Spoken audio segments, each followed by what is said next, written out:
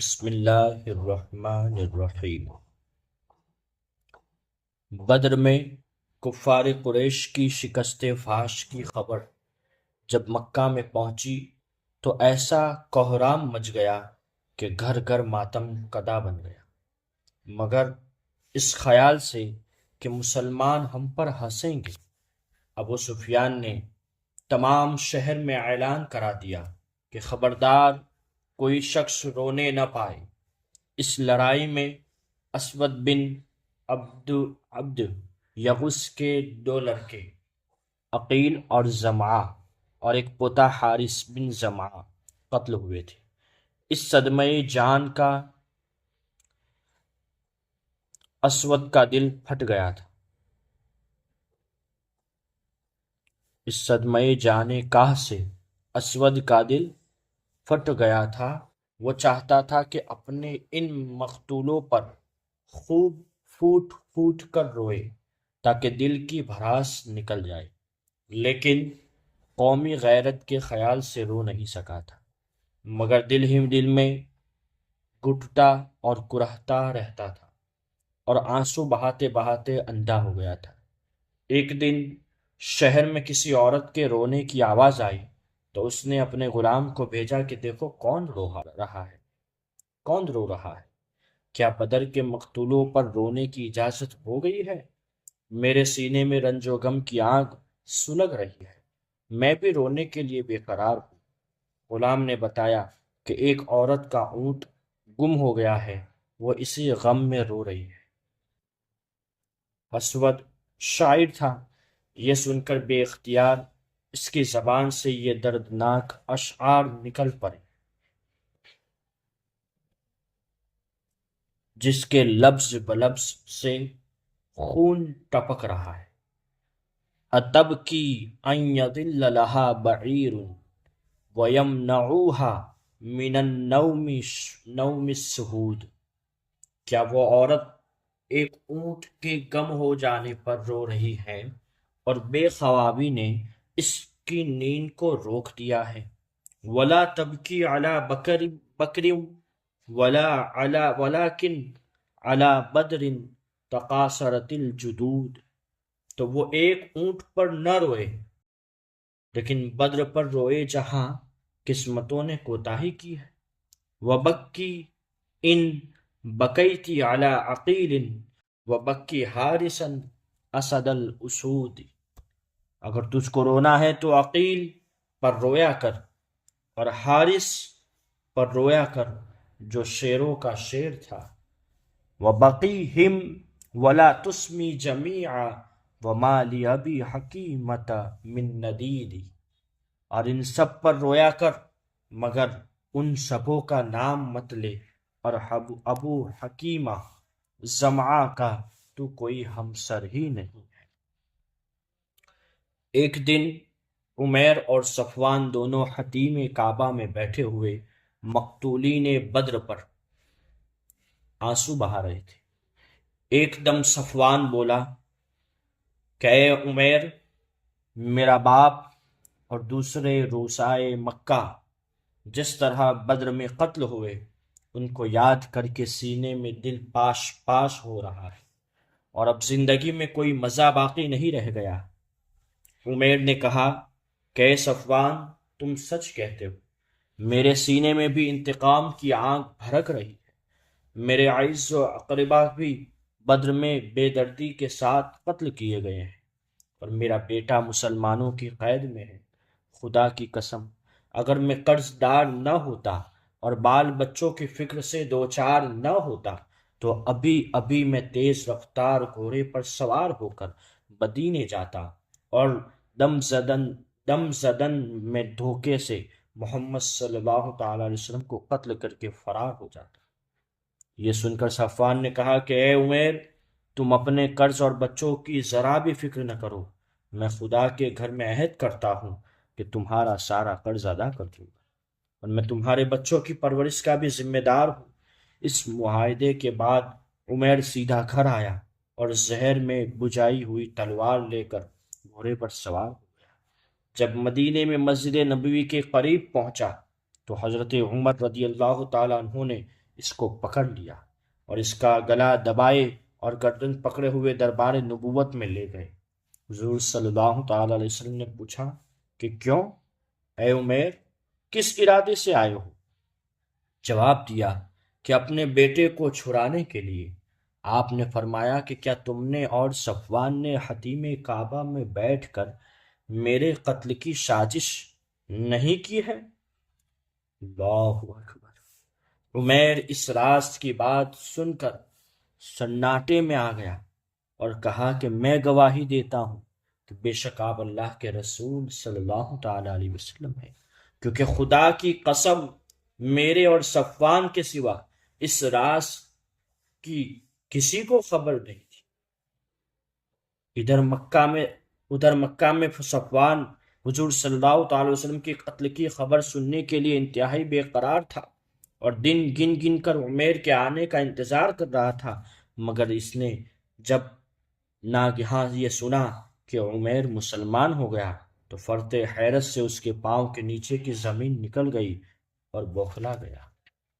حضرت عمیر مسلمان ہو کر مکہ آئے اور جس طرح وہ پہلے مسلمانوں کے خون کے پیاسے تھے، اب وہ کافروں کی جان کے دشمن بنے اور انتہائی بے خوفی اور بہادری کے ساتھ مکہ میں اسلام کی تبلیغ کرنے لگے، یہاں تک کہ ان کی دعوت اسلام سے بڑے بڑے کافروں کے اندھیرے دلوں میں نور ایمان کی روشنی سے اجالا ہو گیا۔ اور یہی عمیر اب صحابی رسول حضرت عمیر رضی اللہ تعالیٰ عنہ کہلانے لگے۔ اللہ اکبر۔ غور کیجیے، آپ مدینہ منورہ میں میرے آقا صلی اللہ تعالیٰ علیہ وسلم بیٹھے بیٹھے بتا رہے ہیں کہ حتیم کعبہ میں مکہ شریف میں تمہاری کیا بات ہو۔ جو صحابہ کرام جنگ بدر کے جہاد میں شریک ہو گئے وہ تمام صحابہ میں ایک خصوصی شرف کے ساتھ ممتاز ہے، اور ان خوش نصیبوں کے فضائل میں ایک بہت ہی عظیم الشان فضیلت یہ ہے کہ ان سعادت مندوں کے بارے میں حضور اکرم رحمت عالم نور مجسم محسن اعظم احمد مجتبی محمد مصطفیٰ صلی اللہ تعالی علیہ وسلم نے یہ فرمایا کہ بے شک اللہ تبارک و تعالی نے اہل بدر سے واقف ہے، اور اس نے یہ فرما دیا ہے کہ تم اب جو عمل چاہو کرو، بلا شبہ تمہارے لیے جنت واجب ہو چکی ہے، یا یہ فرمایا کہ میں نے تمہیں بخش دیا ہے۔ بخاری شریف کی حدیث ہے۔ ابو لہب جنگ بدر میں شریک نہیں ہو سکا۔ جب کفار قریش شکست کھا کر مکہ واپس آئے تو لوگوں کی زبانی جنگ بدر کے حالات سن کر ابو لہب کو انتہائی رنج و ملال ہوا۔ اس کے بعد ہی وہ بڑی چیچک کی بیماری میں مبتلا ہو گیا، جس سے اس کا تمام بدن سڑ گیا اور 8ویں دن مر گیا۔ عرب کے لوگ چیچک کی بیماری سے بہت ڈرتے تھے اور اس بیماری میں مرنے والے کو بہت ہی منحوس سمجھتے تھے، اس لیے اس کے بیٹوں نے بھی 3 دن تک اس کی لاش کو ہاتھ نہ لگایا، مگر اس خیال سے کہ لوگ تانا ماریں گے، ایک گڑھا کھود کر لکڑیوں سے دھکیلتے ہوئے لے گئے اور اس گڑھے میں لاش کو گرا کر اوپر سے مٹی ڈال دی، اور بعض مورخین نے تحریر فرمایا کہ دور سے لوگوں نے اس گڑھے میں اس قدر پتھر پھینکا کہ ان پتھروں سے اس کی لاش چھپ گئی۔ رمضان 2 ہجری میں، رمضان المبارک کا مہینہ، اور 2 ہجری میں حضور صلی اللہ تعالی علیہ وسلم جنگ بدر کے معرکے سے واپس ہو کر مدینہ واپس لوٹے۔ اس کے بعد ہی 15 شوال ہجری 2 میں غزوہ بنی قینقاع کا واقعہ درپیش آیا۔ ہم پہلے بتا چکے ہیں کہ مدینے کے اطراف میں یہودیوں کے 3 بڑے بڑے قبائل آباد تھے، بنو قینقاع، بنو نذیر اور بنو قریظہ۔ ان تینوں سے مسلمانوں کا معاہدہ تھا، مگر جنگ بدر کے بعد جس قبیلے نے سب سے پہلے معاہدہ توڑا وہ قبیلہ بنو قینقاع کے یہودی تھے، جو سب سے زیادہ بہادر اور دولت مند تھے۔ واقعہ اس طرح ہوا کہ ایک برقع پوش عرب عورت یہودیوں کے بازار میں آئیں۔ دکاندار نے شرارت کی اور اس عورت کو ننگا کر دیا، بغیر پوشاک کے کر دیا، لباس کے۔ اس پر تمام یہودی قہقہا لگا کر ہنسنے لگے۔ عورت چلائی تو ایک عرب آیا اور دکاندار کو قتل کر دیا۔ ایک عربی نے دکاندار کو قتل کر دیا۔ اس پر عربوں اور یہودیوں میں لڑائی شروع ہو گئی۔ حضور صلی اللہ تعالی علیہ وسلم کو خبر ہوئی تو تشریف لائے اور یہودیوں کو ان کی اس غیر شریفانہ حرکت پر ملامت فرمانے لگے، اور اس پر بنو قینقاع کے خبیث یہودی بگڑ گئے اور بولے کہ جنگ بدر کی فتح سے آپ مغرور نہ ہو جائے۔ مکہ والے جنگ کے معاملے میں بے ڈھنگے تھے، اس لیے آپ ان کو مار لیا آپ نے۔ اگر ہم سے آپ کا سابقہ پڑا تو آپ کو معلوم ہو جائے گا کہ جنگ کس چیز کا نام ہے اور لڑنے والے کیسے ہوتے ہیں۔ جب یہودیوں نے معاہدہ توڑ دیا تو حضور صلی اللہ تعالی علیہ وسلم نے نصف شوال ہجری 2 سنیچر کے دن ان یہودیوں پر حملہ کر دیا۔ یہودی جنگ کی تاب نہ لا سکے اور اپنے قلعوں کا پھاٹک بند کر کے قلعے بند ہو گئے، مگر 15 دن کے محاصرے کے بعد بالآخر یہودی مغلوب ہو گئے اور ہتھیار ڈال دینے پر مجبور ہو گئے۔ حضور صلی اللہ تعالی علیہ وسلم نے صحابہ کرام کے مشورے سے ان یہودیوں کو شہر بدر کر دیا، اور یہ عہد شکن بدذات یہودی ملک شام کے مقام ازریعات میں جا کر آباد ہو گئے۔ جنگ بدر کے بعد مکہ کے ہر گھر میں سرداران قریش کے قتل ہو جانے کا ماتم برپا تھا، اور اپنے مقتولوں کا بدلہ لینے کے لیے مکہ کا بچہ بچہ مضطرب اور بے قرار تھا۔ چنانچہ غزوہ سویق اور جنگ احد وغیرہ کی لڑائیاں مکہ والوں کے اسی جوش انتقام کا نتیجہ ہے۔ عتبہ اور ابو جہل کے قتل ہو جانے کے بعد اب قریش کا سردار اعظم ابو سفیان تھا، اور اس منصب کا سب سے بڑا کام غزوہ بدر کا انتقام تھا۔ چنانچہ ابو سفیان نے قسم کھا لی کہ جب تک بدر کے مقتولوں کا مسلمانوں سے بدلہ نہ لے لوں گا، نہ غسل جنابت کروں گا، نہ سر میں تیل ڈالوں گا۔ چنانچہ جنگ بدر کے 2 ماہ بعد ذوالحجہ ہجری 2 میں ابو سفیان 270 سواروں کا لشکر لے کر مدینہ کی طرف بڑھا۔ 270 سواروں کا لشکر لے کر مدینہ کی طرف بڑھا۔ اس کو یہودیوں پر بڑا بھروسہ بلکہ ناز تھا کہ مسلمانوں کے مقابلے میں وہ اس کی مدد کریں گے۔ اسی امید پر ابو سفیان پہلے حیہ بن اخطب یہودی کے پاس گیا، مگر اس نے دروازہ بھی نہیں کھولا۔ وہاں سے مایوس ہو کر سلام بن مشکم سے ملا، جو قبیلہ بنو نذیر کے یہودیوں کا سردار تھا اور یہود کے تجارتی خزانے کا مینیجر بھی تھا۔ اس نے ابو سفیان کا پرجوش استقبال کیا اور حضور صلی اللہ تعالی علیہ وسلم کے تمام جنگی رازوں سے ابو سفیان کو آگاہ کر دیا۔ صبح کو ابو سفیان نے مقام عریض پر حملہ کیا اور بستی مدینہ سے 3 میل کی دوری پر تھی۔ اس حملے میں ابو سفیان نے ایک انصاری صحابی کو، جن کا نام سعد بن عمرو رضی اللہ تعالی عنہ تھا، قتل کر دیا اور کچھ درختوں کو کاٹ ڈالا اور مسلمانوں کے چند گھروں اور باغات کو آگ لگا کر پھونک دیا۔ ان حرکتوں سے اس کے گمان میں اس نے جو قسم کھائی تھی وہ پوری ہو گئی، اس کے گمان سے۔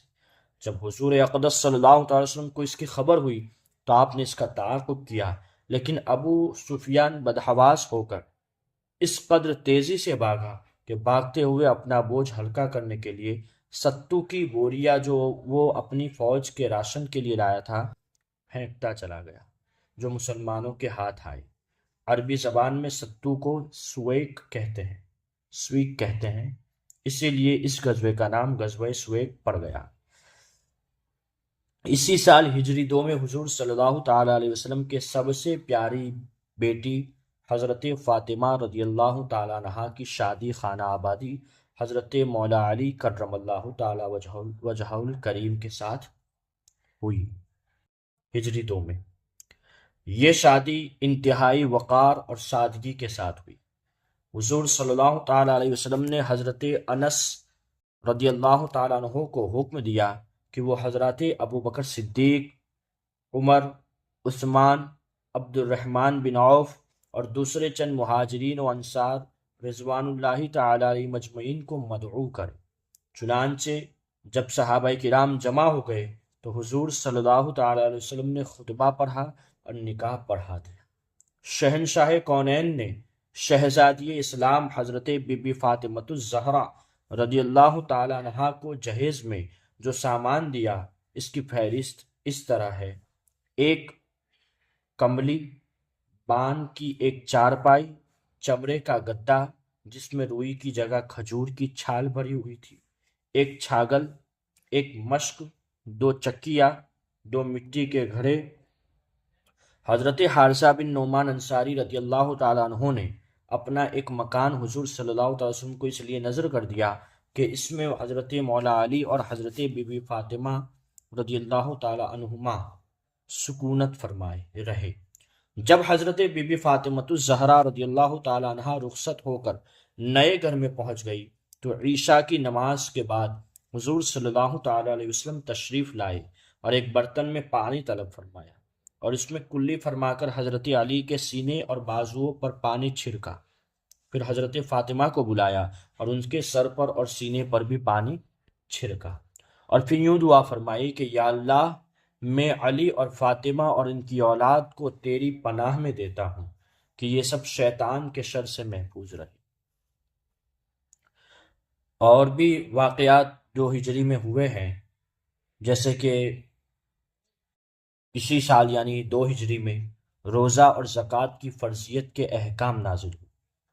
نماز کی طرح روزہ اور زکوٰۃ بھی مسلمانوں پر فرض ہو گئے۔ یاد رکھیے گا، نماز اور روزہ یہ 2 ہجری میں فرض ہوا۔ اور اسی سال میں حضور صلی اللہ تعالیٰ علیہ وسلم نے عید الفطر کی نماز جماعت کے ساتھ عیدگاہ میں ادا فرمائی، اور اس سے قبل عید الفطر کی نماز نہیں ہوئی تھی۔ صدقہ فطر ادا کرنے کا حکم بھی اسی سال یعنی 2 ہجری میں ہوا۔ اسی سال 2 ہجری میں 10 ذی الحجہ کو حضور صلی اللہ تعالیٰ علیہ وسلم نے بقرعید کی نماز ادا فرمائی اور نماز کے بعد 2 مینڈھوں کی قربانی فرمائی۔ اسی سال غزوہ قرقرال القدر و غزوہ سہران وغیرہ چند چھوٹے چھوٹے غزوات بھی پیش آئے جن میں حضور صلی اللہ تعالیٰ علیہ وسلم نے شرکت فرمائی، مگر غزوات میں کوئی جنگ نہیں۔ انشاءاللہ تبارک و تعالیٰ یہ ہجری 2 تک کے واقعات اور جو بھی سیرت ہے حضور صلی اللہ علیہ وسلم کی آپ کے سامنے پیش کی۔ انشاءاللہ تبارک و تعالیٰ نیکسٹ پارٹ میں ہجری کا 3 سال، ہجرت کا 3 سال ذکر کریں گے۔ جزاک اللہ خیر۔ السلام علیکم ورحمۃ اللہ وبرکاتہ۔